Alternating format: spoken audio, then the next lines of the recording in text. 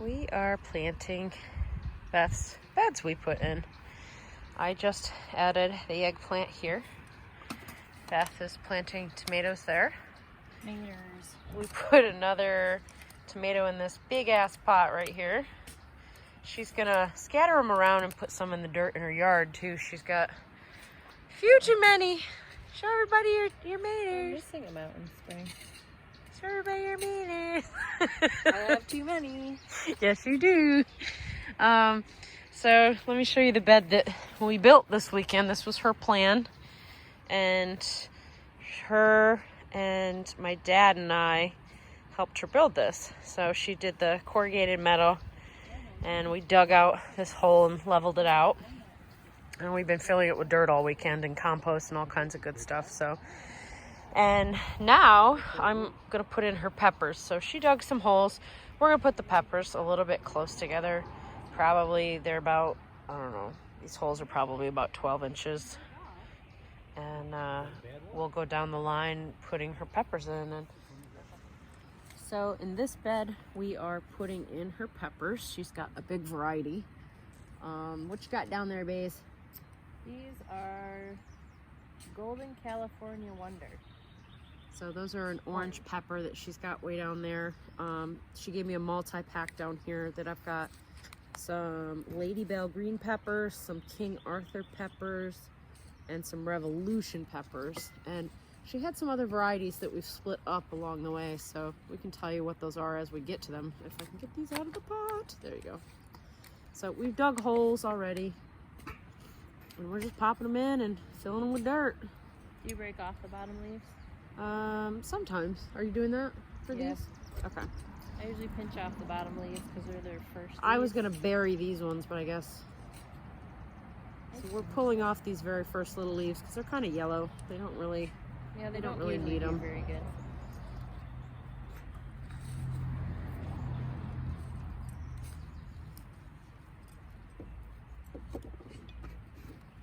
And if they're really root bound, you want to break the root cluster up.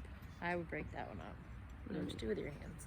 Oh, I always just pop them in. Right? No, what I usually do, I don't know Those are where little. the camera is. See how root bound this one is? I usually just kind of break the roots apart like that. Helps them to grow so they don't stay root bound in the ground. I don't really grow bell peppers, so thank you for that tip. I do that for any plant. I only grow hot peppers, but it's because I don't really like bell peppers.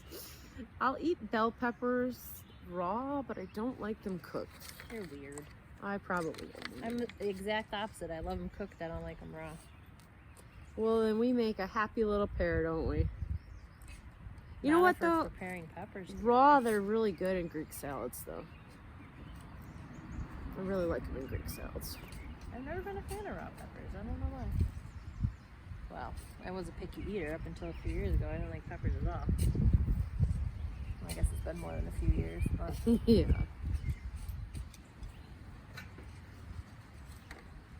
And we're labeling each one. Labeling is important when you're mixing different varieties. You want to make sure you keep them separate. So these are the King Arthur. but peppers also freeze really well. So at the farmhouse, when I had a good crop of peppers, I'd actually sit down and dice them into a million bowls of peppers, and then I'd freeze them off in little snack baggies.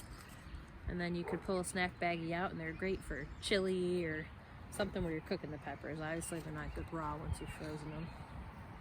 Oh, also good to note on this video, we are in Vermont, so the planting stage is a little bit different than you guys have seen me put in my gardens, some of them, and they're already established. They've been established since about mid-April. She is behind me because she's a lot further north, so her plants are just going in now. They're just warming up, and even today, like, I don't know, it's pretty cool today. What would you say it is, 65? Yeah, probably. So this is, if you are tuning in from the southern states, this is not gonna probably work for you, and you'll have to either buy pre-established plants that are a little bit bigger, or just get ready for next year. We are zone 5 here, which means that we aren't really safe to plant until Memorial Day. And where I'm from, they say Easter. I don't know why, because Easter moves around, but that's always been kind of the... Easter does move around. That's not a good indication. I don't know. That's what they always say. I always usually take towards the end of April. I always figure that's a good time frame. There we go. So we got our bed of peppers all ready to go. And, Yay. yeah, see? And now we're gonna give everything a nice good water. I'll walk you around and you can see. She doesn't have her tomato cages on yet, but these are tomatoes.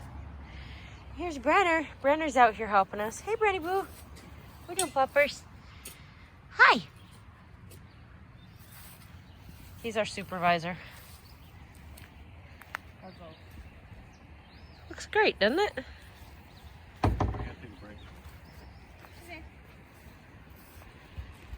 I suppose I'll allow that. There we go. And there's Beth putting on her tomato cages. And the reason you put the tomato cages on is to give them additional support as they get bigger. They can kind of topple over. Fun fact, tomatoes actually don't like to grow upright. They would rather crawl around the ground.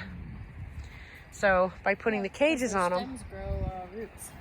Yep, their stems will grow roots. But that's kind of their grand plan, is to crawl along the ground and lay seed. It's actually not even necessarily to produce the tomatoes that we eat. It's to lay their seed.